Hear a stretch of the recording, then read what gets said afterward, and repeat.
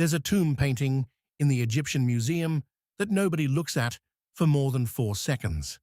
A woman squatting, 2 bricks under her feet, a dwarf-faced god carved into the bed she's not lying in. Most people walk past it, thinking ancient superstition, and move on to the sarcophagi. That's the wrong reaction, because that painting is describing a system, tested, repeated, refined over 3,000 years.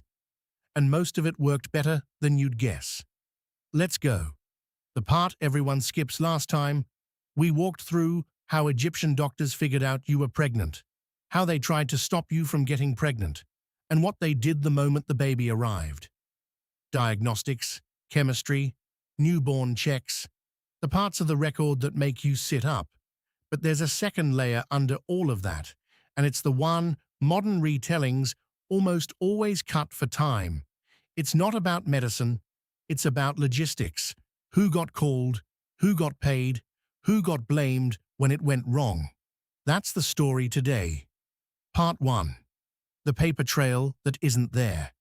Egypt kept receipts for everything. Grain deliveries, cattle counts, the exact number of loaves owed to a temple worker on a Tuesday.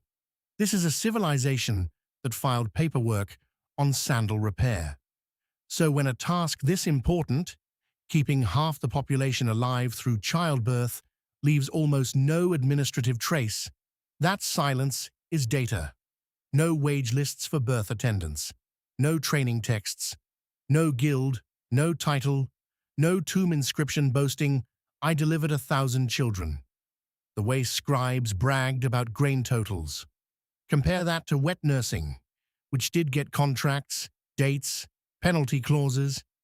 The moment a service touched money or a wealthy household, Egypt wrote it down. Birth attendants stayed inside the family, off the books, unpaid, in the way that meant it was never counted as work at all. That's not evidence nothing was happening. It's evidence of where the line was drawn, between what counted as a job and what counted as just being a woman. Part 2. The neighbor economy. Here's what we can reconstruct instead, piecing it together from village records, house layouts, and comparative anthropology from societies that kept doing this the same way into living memory. Deir el-Medina, the workers' village we get so much from, was small. A few hundred households packed close, doorways facing doorways. In a place like that, everyone's reproductive history was public knowledge, whether they liked it or not. Your mother knew. Your neighbor, 2 doors down, who'd had 4 kids of her own, knew. And when your labor started, that knowledge network activated automatically. No appointment, no fee, just proximity and precedent. This is actually a really efficient design, if you think about it coldly. You don't need a title for a role that everyone eventually fills. Every woman who survived childbirth became, by definition, someone qualified to sit with the next one. The credential was surviving the thing itself, which also means the system's quality depended entirely on who happened to live in your house. Rich household, more women, more accumulated experience in the room. Small household, you might be relying on one aunt who'd done this exactly once before. Part 3. The one profession that broke the pattern. There's one exception, and it's the one that proves the rule. Wet nursing. The moment infant care left the birth room and became a service, something a stranger could be hired to do for a stranger's household, Egypt immediately did what Egypt always did. It wrote a contract. We've got one from 231 BC. 3-year term, exclusivity clause, a penalty if she got pregnant again during the contract and dried up early. Bureaucratized, in other words, the second money changed hands.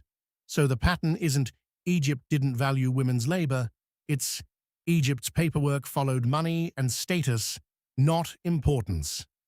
Birth attendants was arguably more critical than wet nursing. You can't hire a substitute for the birth itself, and it's the one that vanished from the record completely. Part 4. What this actually tells us. Here's the reframe. We keep looking for the ancient Egyptian midwife the way we'd look for a job title, because that's how we organize expertise. Certificate, title, line item. Egypt organized it differently, through kinship, proximity, and repetition.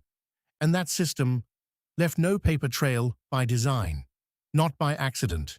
It ran for 3,000 years, outlived every dynasty, every foreign occupation, every collapse, because it never depended on an institution that could be destroyed. It lived in people, and people kept having daughters. And it's worth saying plainly, this is still, right now, today, how most births on the planet happen. Family, neighbors, oral knowledge passed hand to hand. The hospital delivery with a named professional and a chart is the historical outlier, not the norm. Egypt isn't the strange case here. We might be. So next time you walk past that painting, the brick, the dwarf god, the woman nobody names, don't file it under superstition. File it under infrastructure. Just the kind that doesn't show up on a balance sheet. Who do you think should get remembered from a system like that? And who do you think actually did? Let me know in the comments. Until then, see you soon.